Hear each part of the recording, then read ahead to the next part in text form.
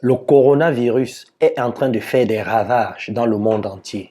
Et je vois certains de mes amis africains faire des vidéos sur Internet et dire c'est la maladie des Blancs, c'est la maladie des Européens, des Asiatiques. Ça ne nous concerne pas. C'est la maladie des riches, des pays riches. Mais c'est une erreur d'avoir ce type de discours de pensée. Faisons très attention parce que quand cette pandémie-là va bien s'installer en Afrique, on va avoir de sérieux problèmes. Il y aura beaucoup de morts. Vous savez, quand cette pandémie-là a commencé en Asie, en Chine, je connais beaucoup d'Européens qui se moquaient des Chinois. Et aujourd'hui, l'Europe est en train de vivre les mêmes difficultés. Et vous savez pourquoi? Parce que quand cette pandémie a commencé en Chine, les Européens et les Américains ont négligé. Ils ont oublié que c'est un virus. Quand on a un virus, ça se propage très vite. Le virus n'a pas d'amis. Le virus ne connaît pas le riche, le pauvre, le moyen, l'homme bon, l'homme mauvais. Non. Quand le coronavirus s'est installé en Italie, je connais beaucoup de pays européens qui ont négligé. Et aujourd'hui, toute l'Europe est en train de subir cette pandémie-là. Tout ça pour vous dire que nous, Africains, on ne doit pas commettre les mêmes erreurs. Il est temps de ne pas se tromper de combat. Parce qu'on mélange tout. On mélange la politique avec des problèmes de santé.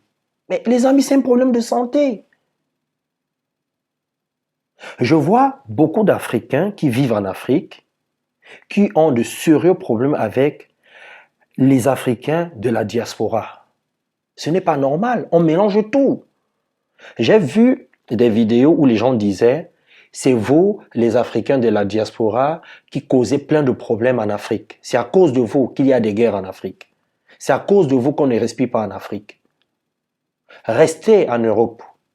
Ne venez pas ici avec cette maladie-là. Ce virus ne supporte pas la chaleur. Nous sommes bien, nous sommes protégés. C'est une erreur. En Europe, en Amérique et en Asie, il y a des mesures qui ont été prises pour que ce virus-là ne se propage pas. Mais vous savez qu'en Afrique, on a un problème, c'est que nous ne sommes pas disciplinés. Vous le savez, vous savez que nous sommes têtus. Nous négligeons beaucoup de choses. Donc, quand cette pandémie-là va s'installer en Afrique, il y aura des gens qui vont se dire « Ah non, ce n'est pas grave ». Un peu comme j'entends maintenant où les gens vous demandent de prendre du citron, du miel et tout ça là. Et c'est comme ça que cette maladie-là va se propager. Parce que les gens vont négliger. En Afrique, on aime bien se serrer dans les bras, on aime bien se tendre la main quand on se salue, même si les gouvernements mettent en place des systèmes d'amende, comme ici et là. Vous savez qu'il y a beaucoup de corruption chez nous. On va vous mettre une amende. Vous allez appeler un de vos cousins. Il va faire sauter l'amende. Quand on n'est pas discipliné, on n'est pas organisé, on n'est pas ordonné. Et vous savez que la vie, avec un grand V, c'est l'ordre. Quand il n'y a pas d'ordre, il y a le désordre. Et quand il y a le désordre, il y a la catastrophe. Les gens font tout et n'importe quoi. Et on a ce problème en Afrique.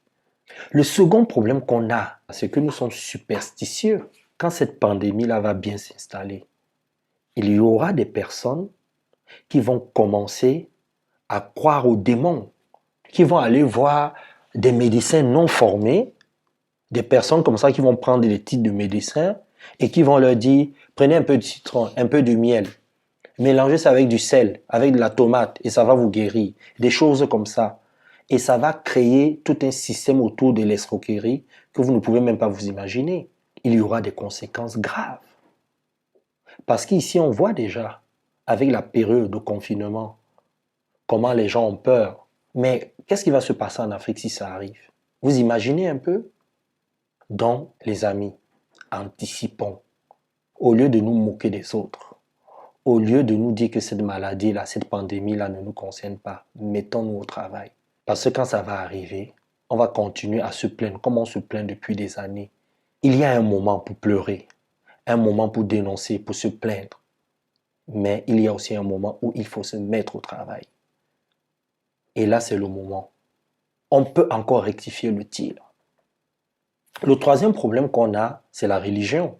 Quand cette pandémie-là va commencer à tuer les gens, si elle s'installe bien en Afrique, il y a des gens qui vont commencer à croire que c'est Dieu qui va venir les sauver.